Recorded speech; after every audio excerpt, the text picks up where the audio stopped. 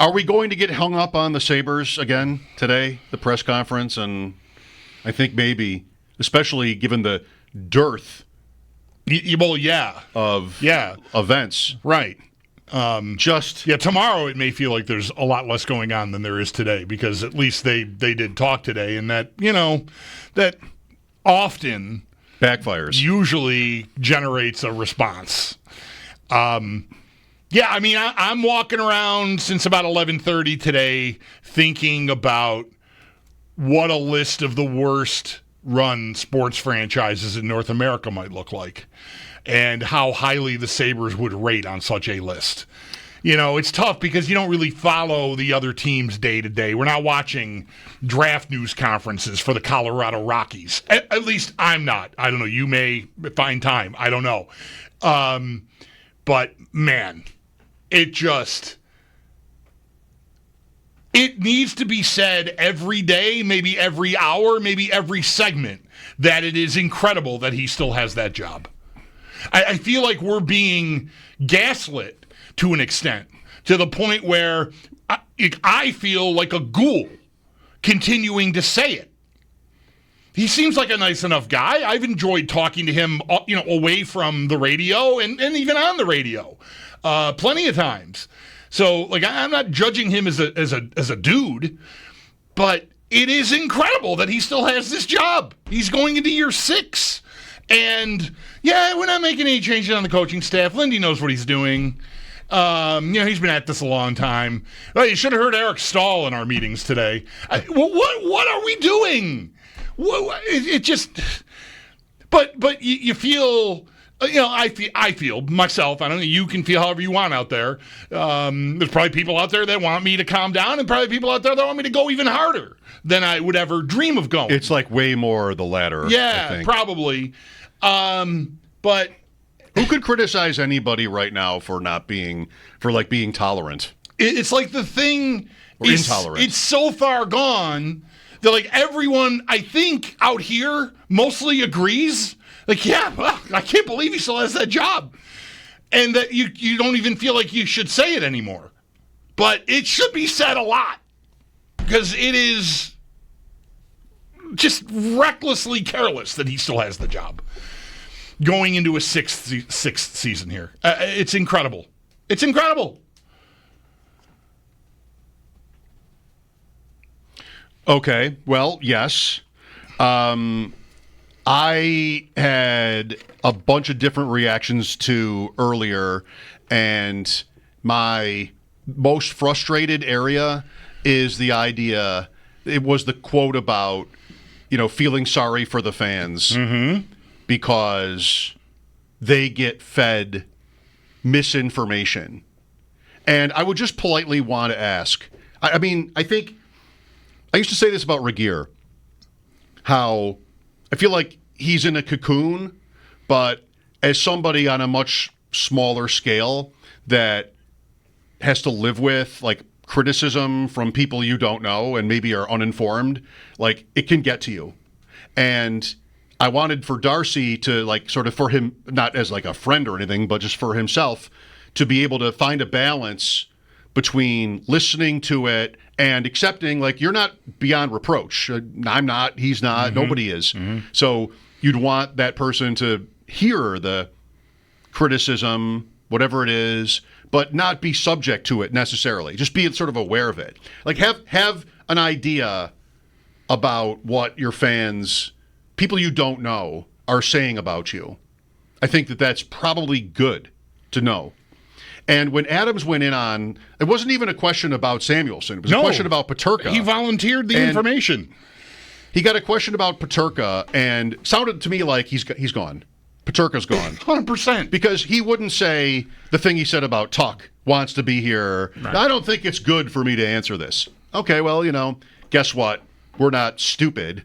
That's hard for you because, unfortunately, we're not. And we're going to interpret these things how we do. But he went into how, this has just happened too many times. The quote, misinformation about buying out Samuelson. What percentage, I'm in the no camp, I'll admit. What percentage of Sabres fans, the customers, even knew that there was any report about buying out Mattias Samuelsson? It's summer. You've been bad forever. Who even knows this? What percentage of fans even knew that there was some report about this? I didn't. The day I learned that apparently there was some report about buying out Samuelsson was today. And I pay kind of close attention to the Sabres. Not as much as I could be, but I didn't even know about it. And it said it's like a tirade. It sounds like a tirade, a typical one, a familiar one, about the media pushing these false narratives. And I just respectfully don't think you really know what the shot is here.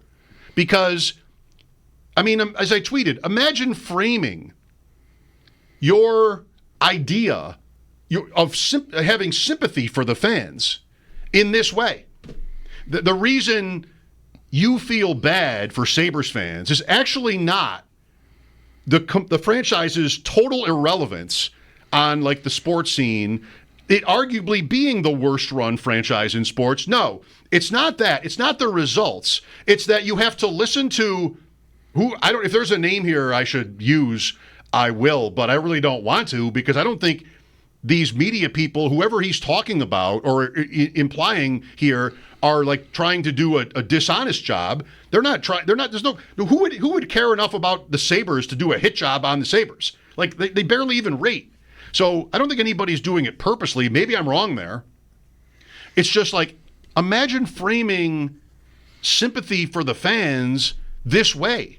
That why you feel bad for them is because they have to listen to insider Joe Blow, who is misreporting, I guess, this thing that the Sabres are either in on or not in on.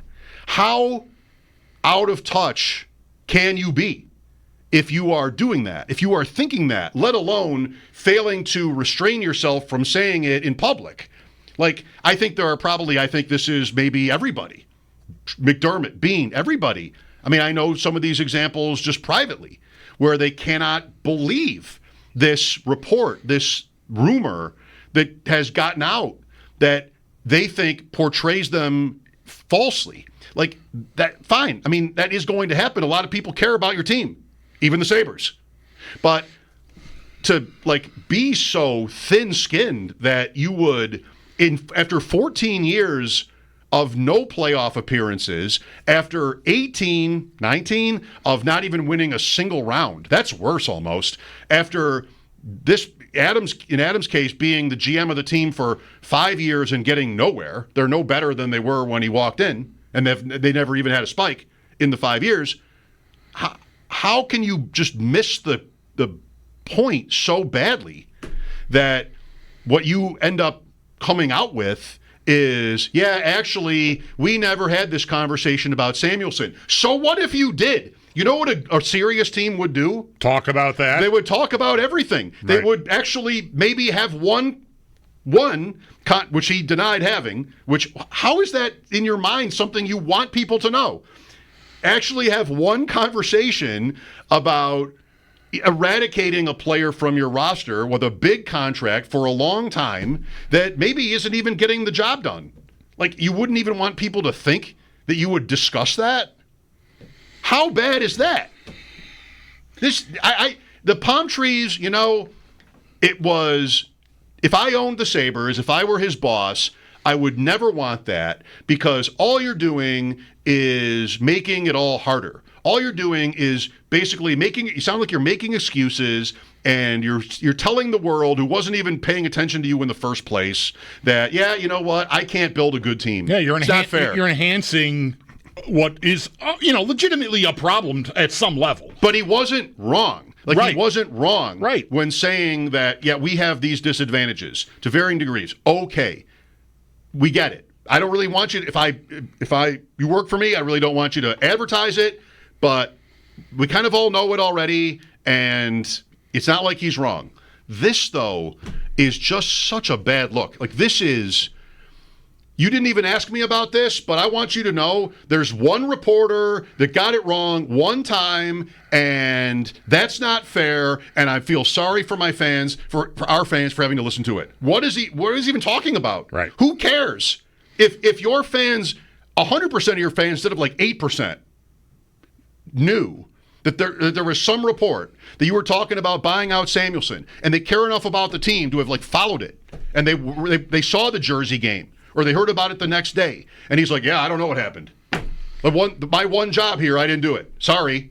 Like, if anybody's sort of that in tune with the Sabres, and they heard that the Sabres had one conversation, or 10, or 100, had one conversation about buying him out, what would they say? Okay, at least they're doing something. Maybe they're doing something. Right. I mean, it wouldn't even be bad. And he's so hung up on the criticism of the Sabres or him or Terry that, like, he couldn't wait this morning to tell you how unfair it is that somebody got that wrong as he sees it. Right. I'm just like, that's a disaster. I mean, that is just, you have nobody in your sphere helping you with the messaging. And how that's not an Adams thing. I guess he can't help himself, but that's a Pegula thing. And that's never been different. That's just never been different under Pegula. Like the messaging, everybody he had that had a good handle on what the messaging should be, he fired. On top of it all, it's a player that, I'll use your figures. If 8% of the fans love this player and are paying attention, and like 92% would be like, get this guy off my team, it's a peculiar choice. You should know that. You should have some idea to not maybe use him as the example for this. I mean, it's a bad idea, period, at inception to make the point. You're at a time of the year where if Paul Hamilton or Mike Harrington does not ask you about a specific player, you don't have to tell us anything about them. You shouldn't volunteer any information about whether you're thinking about buying the guy out or not buying him out or whatever you're trading him, whatever. Wait till somebody asks you, and then, whatever you need to do. But to choose that player, like, fans, you shouldn't feel bad for fans for contemplating whether you were going to buy out Matthias Samuelsson for 5 minutes or 5 days or however long ago this erroneous report, according to Adams, surfaced, because I think fans were going, oh, okay, they're doing something. Like, that's a problem. It's a big contract, and it's a guy that does not do the role he's here to do very well at all. In fact, ignoring your leading scorer being headhunted on your home rink. I mean, Tage Thompson was just talking about this on a podcast last week. Yeah. There's still scars there, and Samuelsson is, to me, the most culpable guy on the ice. He's the most that fits the profile of a guy who should have done something, and the guy who did it skated right by him. And he's like, yeah, I don't know. So it's not... The idea of buying him out would be welcomed by your customers. Maybe. Most wouldn't care at all. Okay. Right? But if the people who do care, that are paying attention and aren't drunk on the beach, would welcome it. I think. Maybe. It's just like, it's just not it. Like, Samuel's, if he gets a question about, like you kind of said, if he gets a question about Samuel's status, he can answer it. But there's nothing, you have to have some humility here. Simply, you have to have some humility. You have to not just pretend that you do or say that you have it, but actually show, like, be convincing as, like, guys, I mean, I know you have questions. There's really nothing I'm going to say here that was going to satisfy you until we get somewhere. Last year he did. Other times he's done that. Remember the one a year or two ago where he's like, he basically said what I just said. Maybe I'm just sort of thinking of it as I'm saying it subconsciously. Like, it's not going to be any different until we win. Like, we have to get somewhere first. We're not going to get Adams. I think has had. It's gotten so long now and tiresome, but he's had. I always have said, you will vouch for me on this. I've always thought, like, at press conferences he was pretty good. Like, I thought, like, he was genuine, and he the line he toes is whether it sounds bad, but I think he's sort of trying to tell you what he really thinks and what's really happening. But I think today was, and people have said this about him that I've heard, just like so kind of maybe obsessed with the noise. And that's just not helping him. I mean, he has to survive at this for his sake. He has to survive at this long enough, maybe this will be forever, to just get to a place where he can breathe the air and not be, this would be what I would tell him if I knew him personally. Like, just, it's not helping you to be so dug in on the internet or whatever it is you think your fans are hearing. Who even knew this or cared about it that much? It just can't be. It is again today. Go figure. It just cannot be how the Sabres come across. They have no right to it. They have no right to come off as, yeah, actually, guys, it's not us. We're not the problem here. Like, and every bit of that tastes terrible. Every morsel of, it's really just the media is just wrong. It is, pounding the keyboard is just wrong. And how, maybe just because they don't pay anybody who's good at it to help. And that I would completely believe and actually probably bet a lot on. That can be someone with authority in that organization to be like, no, do not make this about the media. Do not make this about taxes. Do not make this about weather. Winnipeg was first in the league. Literally first in the league. They won the President's Trophy, and you're talking about palm trees.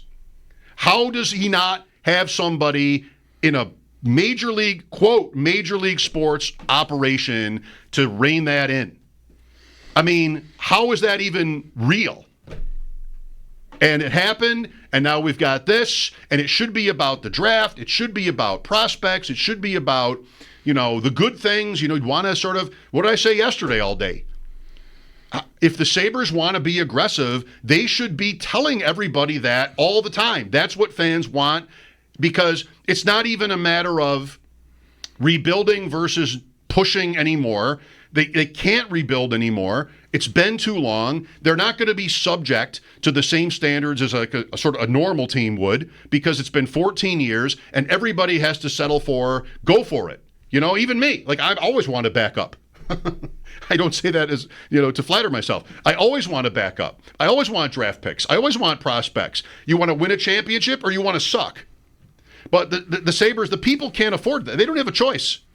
So how is the messaging not more prominent, more right out there? We're going for it. And anybody, on our team who needs to hear it, I'm telling you, I'm probably also hopefully telling you in private, that's what we're doing. And it just took no time at all to get into, I feel sorry for our fans because they have to listen to false reports about Mattias Samuelsson. Sorry, Sammy. Also, I don't think I've ever heard a fan call him Sammy, but, we're not friends with him. So he's Sammy. It's just so bad. It's so bad. When, I'm way out there now, when coaches couldn't figure out because they didn't ever pick up a book to go forward on 4th and 1, you know who my problem was with? Announcers. Not coaches. Coaches aren't going to read. They're not going to listen. They're not going to listen to anybody who doesn't come from football. Eventually they did. It took 20 years. But they're not going to read a book. They're just going to tell you what their coach told them when they were 8. And it's always been the same. So we're just going to punt it. I mean, we had decades of that. My problem wasn't with coaches. They can't be helped. My problem was with announcers who's supposed to be able to pick up a book, supposed to want to, and do a good job for their customers. Their customers are not their players or their owner. Their customers are their listeners, their viewers. Those are the people that matter. So the announcers are supposed to be the one that know what's right. And they couldn't be bothered sometimes, and that would piss me off. This reminds me of that. Because I don't think he really knows who he's talking to. His fans don't even care. And he's talking about Samuelsson and a buyout. The fans that do care wouldn't even object to it. Right. That's my big point. That's the miss to me. I don't know. They could. This has been going on the internet here for a few hours now. He could have had an agenda to want to rein any idea of him getting bought out because maybe they would like to trade him. I can buy that. But you do not need to go, again, don't volunteer it. Like you did. Maybe that though is why it's volunteered. Is because he wants to make sure he's heard saying that, because he thinks he's going to be able to trade him with $4.5 million a year for whatever it is, 3 or 4 more years left. If it's even that little, it might be more than that. Still, it was a 7-year deal when he signed it. Holy cow! So it's just another day with one of the worst run teams in North America. I mean, that's conservative, right? It has to be. Maggie Gray, who I have never listened to. Maggie Gray, CBS Sports, though. Like, their show today was, what's the worst run organization in sports? Like Phoenix Suns, New Orleans Saints? I didn't listen to it. I just saw the tweet. I'm like, you know what? When the Phoenix Suns missed the break-even NHL playoffs for 14 years in a row, which is far and away a record. We can talk about it. And they still nail their top 2 picks. They've been gifted 4 times, and they still do it. Like, then I'll listen to the Phoenix Suns, who I don't think, as a casual, do not think of as terrible at all. I think of, like, Barkley played for the Phoenix Suns. Like, Chris Paul, weren't they good a lot? Weren't they, like, didn't they win? Maybe they didn't win a championship. I don't know. It was like news to me that the Phoenix Suns might be, like, awfully run. How about just get to the middle one time in 15 years? Maybe, like, despite Eichel, Reinhart, Dahlin, Power, like, here it's almost like it's scripted. Here, we want to help you. Here are these great players. Yeah. No, they leave and win, and it just how explain to me what's worse run by results. What would it look like? The Pirates. Yeah, it might look like the Pirates. The Pirates come to mind. Yeah, when, like the Sabres, and I've never been this, believe it or not, this cynical about the Sabres, but it's actually the Pirates. It seems like it's right. They get the best pitcher in the sport. He's 1-5 to win the Cy Young this year, and they can't score a run for him. He can't win a game. He's 1-5 to win the Cy Young this year, Paul Skeens, and the only conversation is like when he gets traded, because everybody knows the Pirates will have no chance, right? No interest in paying him. Even the Bengals paid Higgins. But the Pirates would just never do it. Like, that's bad. Yeah. When you're thought of that badly, like, that's bad. But what the Sabres are kind of alike, because while I was never somebody that, like, when they drafted Reinhart or Eichel, like, oh, those guys will leave and win elsewhere. No, like, I would never think like that. Some people would, and that's what happened. They got rid of them, and they just won cups like it's nothing. The Sabres have none in 55 years. Like, It's almost too obvious to be interesting. It's not even really that interesting. Right, that's what I'm saying. It feels... I don't feel right pointing out that he should not have the job anymore, because it's gone on so long that it just feels so repetitive. But it still needs to be known and said, I think, because we're just trapped here. We're living in this hamster wheel that is being a Sabres fan. And it's just, the market deserves so much better. The fans deserve so much better. I mean, all of this stuff, I mean, all of it is valid. The lead is Peterka still. Like, that's a way more impactful situation than anything going on with Matthias Samuelsson, in my opinion. And, the way he sounded about that was not promising. I mean, he didn't say they're going to trade him. He's gone. So, maybe they will, we were talking yesterday with Chad, like, drawing a line in the sand. Like, you know what? We have your rights, and we're just going to use them, and sorry, you don't have any leverage. We're not going to let everybody be free that isn't happy here right at the moment. But it did not sound. I mean, anytime a sports management person answers a question like that, the way he did, it's because it's if you could say yes, or excuse me, you could say no. You could tell us he hasn't asked to be traded. He doesn't want to get out of here. You would tell us. Kind of like he did with Tuck today. Right. Like, Tuck, I think, is staying, and Peterka, I think, is going. I'm not sure if that's misinformation. If it comes from the Sabres, does it have to be true?